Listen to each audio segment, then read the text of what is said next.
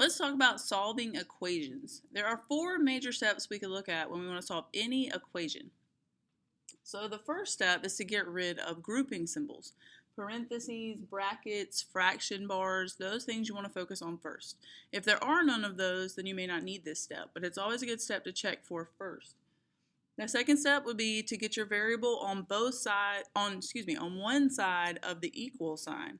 So if you have two terms, one on each side with an x in them, and you need to get them on one side, move the variable that has the smallest coefficient.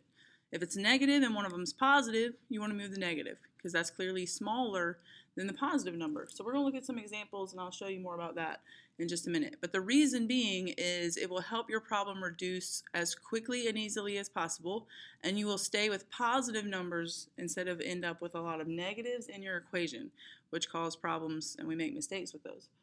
The third step is to add or subtract any constant that would at that point be on the side with your variable. And then the last step is to multiply or divide by the number in front of the variable, because at that point, that should be all that's left. So I put a little note at the bottom that these steps work for all linear equations, but you're not going to need all four steps. If it's not a very big equation, you might just need the last two steps. If it's a really small equation, you may just need the very last step. But these four steps would help you to solve any linear equation you come across. So we're going to look at some examples.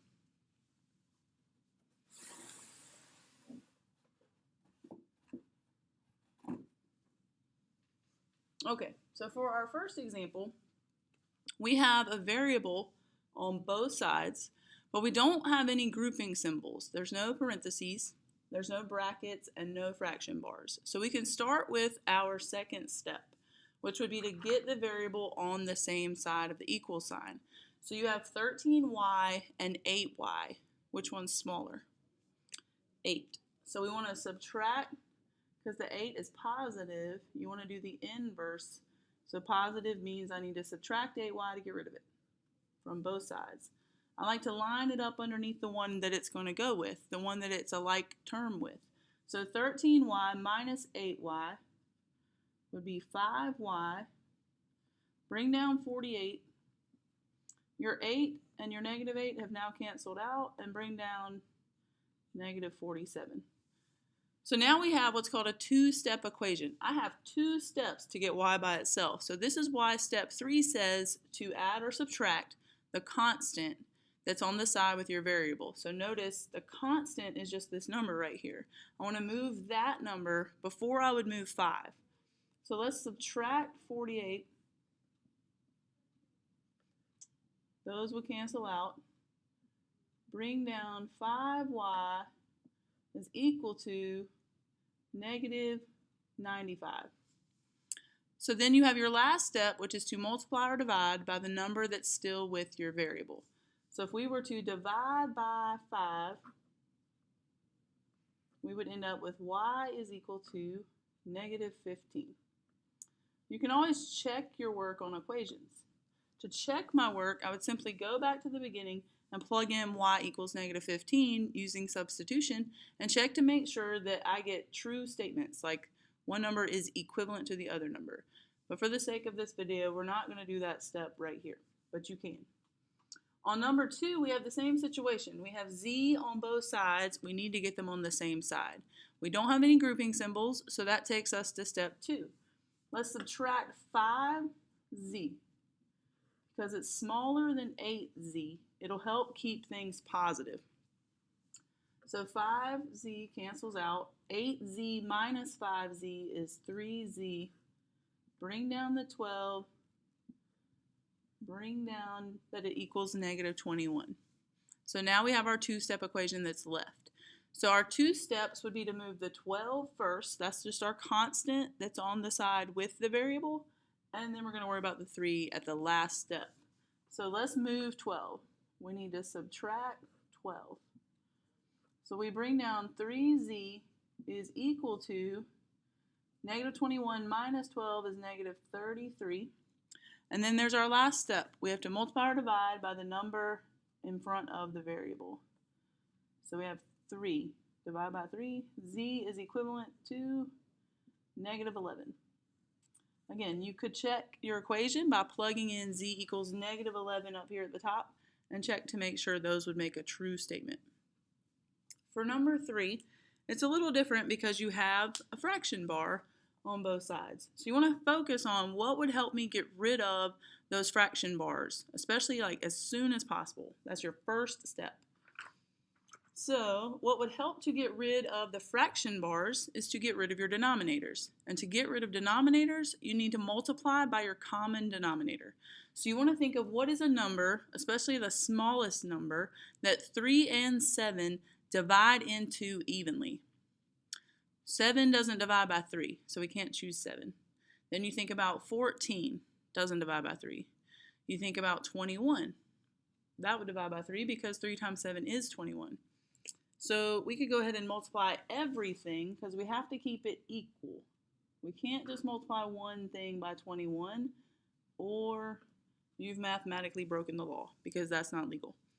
So then you have 21 divided by 3 right here. So you notice those can cancel. Those can simplify. So 21 divided by 3 leaves you with 7 up here times the m minus 2 that was already up there. Okay, the next part, you have 1 times 21. So let's bring down that. That'd be 21 equals, and see 7 on the bottom here, you have 21 divided by 7. So 21 divided by 7 leaves you with 3 times 2m. So I'm just going to write it like I said it, 3 times 2m. Now we can continue with our equation. So now we actually have another grouping symbol. I've written down some parentheses, which do help me make sure I distribute properly with my 7 over here. So 7 times m minus 2, 7m minus 14, bring down the 21, equals, and 3 times 2m is 6m. So now we're getting somewhere. We have to put the variables on both sides. So 7m and 6m. 6m is smaller, so we could move the 6. Let's subtract 6m. So bring down 7 minus 6 would just be 1m, but we don't have to write the 1. Minus, and we have minus 14 plus 21. So minus 14 plus 21, they're on the same side, so we could combine like terms and say that that's equal to 7 equals 0. Because 6m minus 6m went away. Now don't take away your equal sign because we're still solving. If you take that away, then you won't finish the problem properly. So that is equal to 0. So now I need to subtract the 7, and then I have m equals negative 7. Okay, so we could plug that back into our original problem if we want to check our answer. But again, for the sake of this video, I'm not checking them right now. On number 4, we still have the same type of scenario. Some fraction bars, so we want to get rid of them. Let's multiply by the least common denominator. Excuse me. So 3 and 5. You want to think of the smallest number that 3 and 5 would divide into evenly. So the smallest number we can come up with would be 15. So we want to multiply everything by 15. So that's going to get rid of our denominators. 15 divided by 3 is 5. So then we have 5 times x plus 2 equals 15 divided by 5 is 3. So we have 3 times x minus 4 plus 1 times 15 is just 15. And like this problem over here on number 3, now we have some more grouping symbols to get rid of, but no problem there. Let's distribute the 5 and distribute the 3. So we bring down 5x plus 10 equals 3x minus 12, and let's bring down this 15 over here. So now is the spot where we would like to put the variables on one side. So we have 5x and 3x. I'm going to subtract 3x since it's smaller. Bring down 5x minus 3x is 2x. Plus 10 is still over there. Equals negative 12 plus 15. Well, those are some like terms we can go ahead and combine. So let's put 3. Now we're down to our two-step equation. So you want to move the 10 before you move the 2. Subtract this constant right here of 10. So we get 2x equals -7. And we could divide both sides by 2. And unless they tell you otherwise, I would just leave it as an improper fraction. And you could plug that in and check it. It probably wouldn't be a very fun thing to work on, but you could. So let's look at just a few more examples. All right, so number 5 and 6 have some grouping symbols that are just parentheses to start with. So let's clean those up first. So 3x minus 7 times 2x minus 13. And on this side, we're going to distribute the 3. So let's bring down 3x minus 14x plus, let's see, that would be 91 equals -6x plus 27. So now we have our distributing done. We can put the variables together. So something that I did not say on our steps, but we could add it to our steps, is we want to combine like terms on the same side when possible. It doesn't happen that often, but if that happens, we want to go ahead and put these two together first, just to save some steps in the long run. So 3x minus 14x on the same side just becomes -11x plus 91 equals -6x plus 27. All right, so let's put the variables on the same side. So which one's smaller, -11 or -6?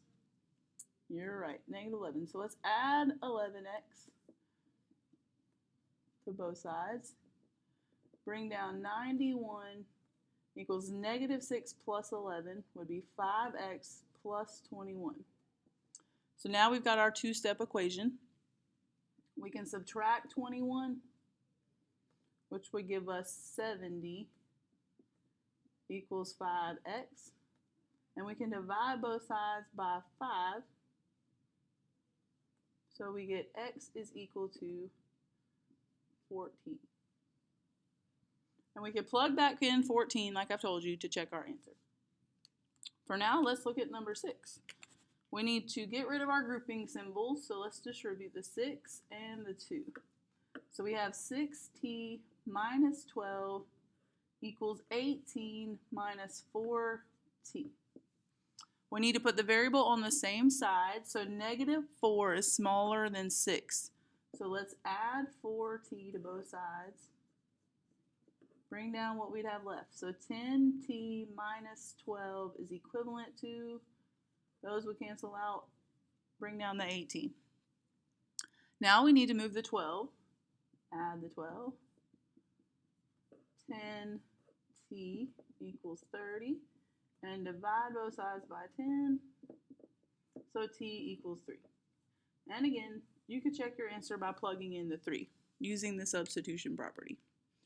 Now the last two here are kind of special. So let's look at these and make sure we take notes on what happens here in case you see this on another test item or an activity. They come along every now and then.